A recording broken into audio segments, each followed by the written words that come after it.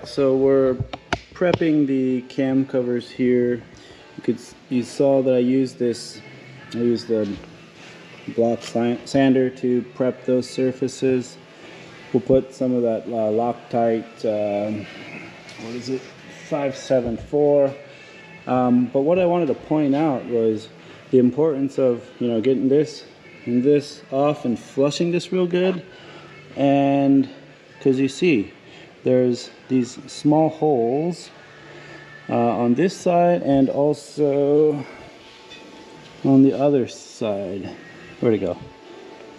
So need to make sure that, see right here, there and here. So make sure that all those are free and flowing onto the camshaft there.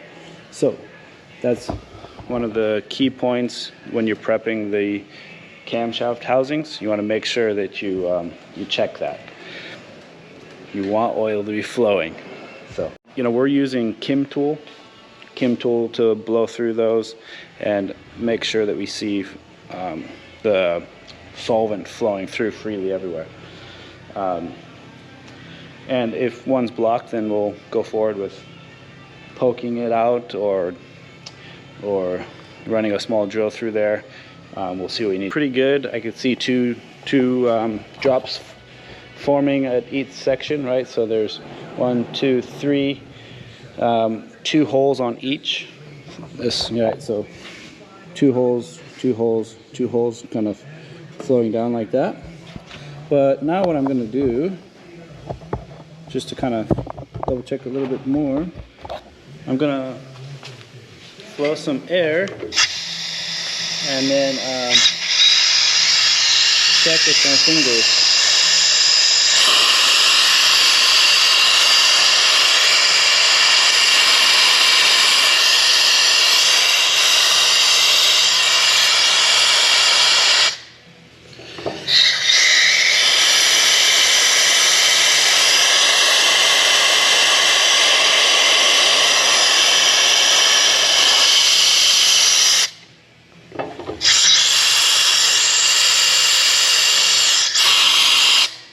That way you can feel if air is flowing out of each holes. Of course, it's going to feel a little bit stronger here, so you just got to do the best that you can. But with the solvent and then the air hose, you can check everything is open.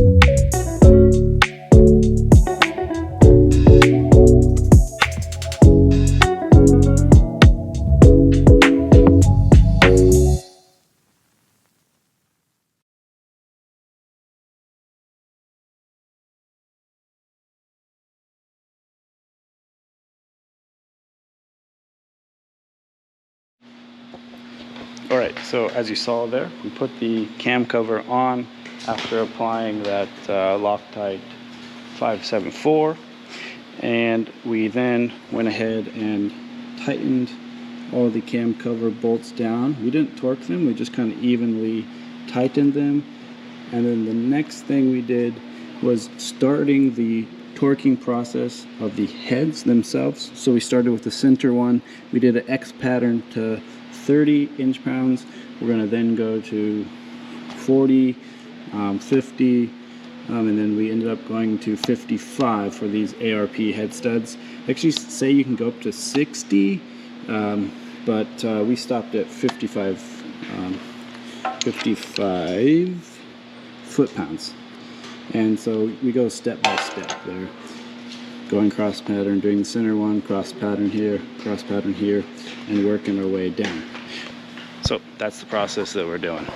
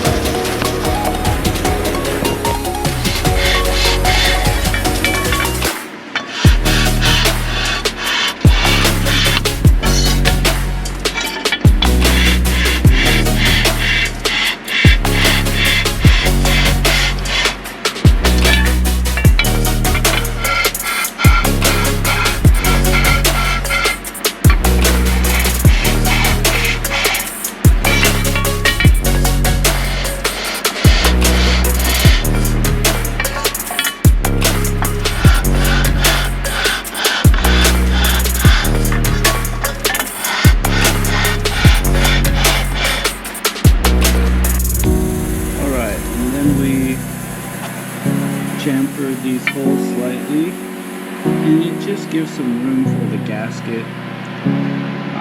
We think that it helps seal, and then I'm going to hit it one more time with this sanding block here to get this surface all prepped and ready to go.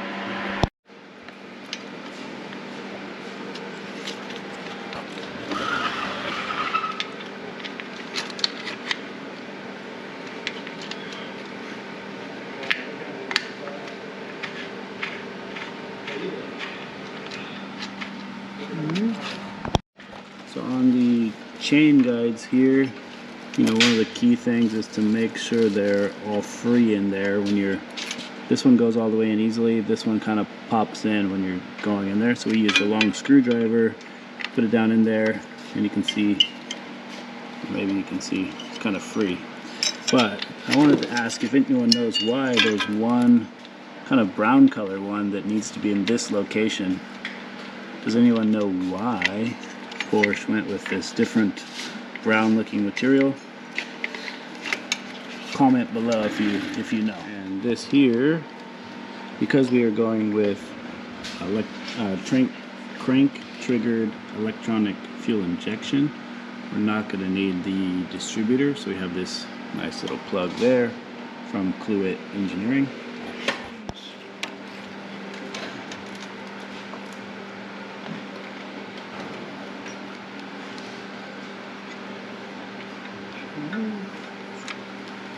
Oops, I got it on wrong there. This goes like this.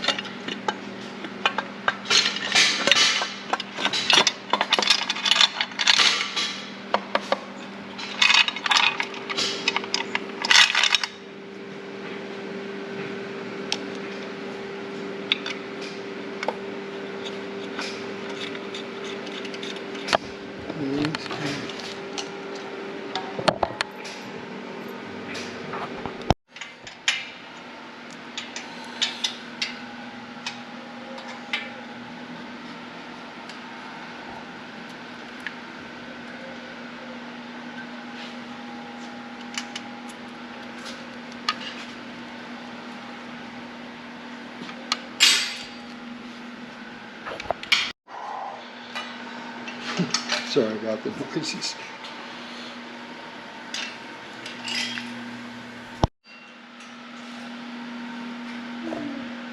Okay.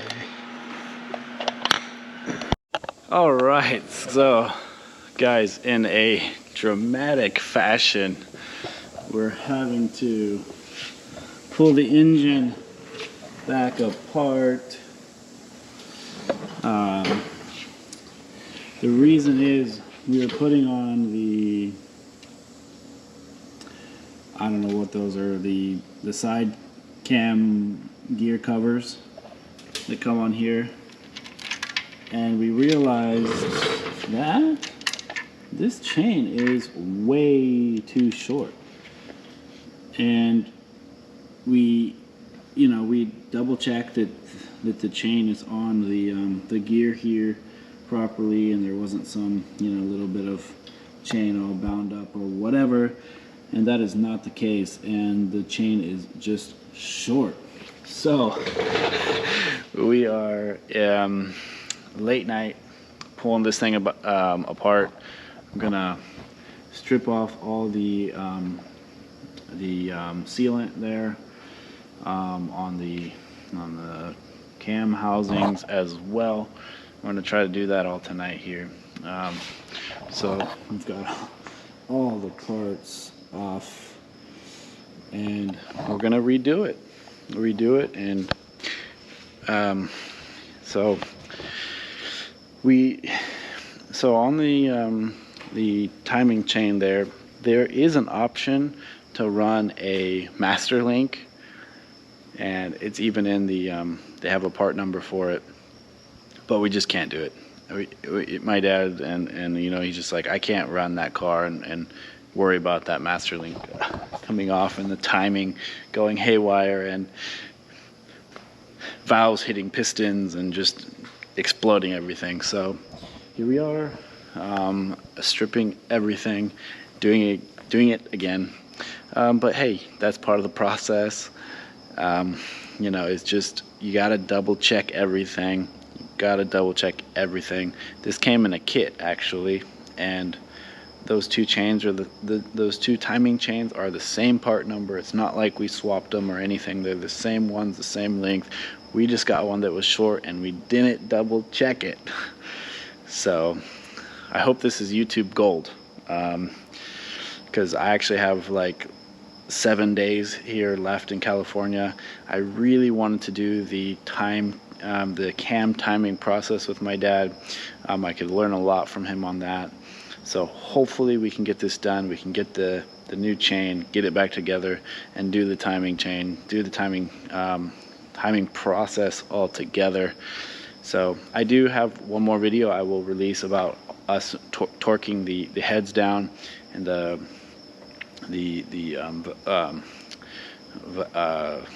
cam housings. I think we got a pretty good process to get those evenly torqued down. Anyways, so that's where we're at. That's what we're doing. See, I got the case a half, and I razor blade off all of the Loctite 574 with, yes, a razor blade, and it's looking pretty good. It's surprising how fast we took that thing apart. Pretty much a few hours and we had it apart.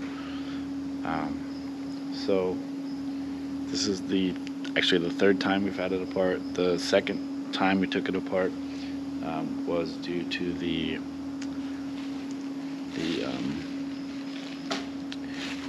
oil, the scavenge pump, 3 little locking things. We took it apart, but then we didn't have the pistons or anything on at that point. So we're getting pretty good. I'm pretty good at putting on the Loctite 574, getting a nice spread on it, everything like that. But because we're not in the perfect environment, we gotta kind of bag up, cover everything. So that's what I'm doing tonight. Get the parts, the timing, chain ordered, some of the Viton O-rings for these guys, and go from there. Well, the timing chains didn't arrive in time. I had to catch my flight back to Japan. So I'm gonna have to leave it to my dad and my brother to work on it, get it done.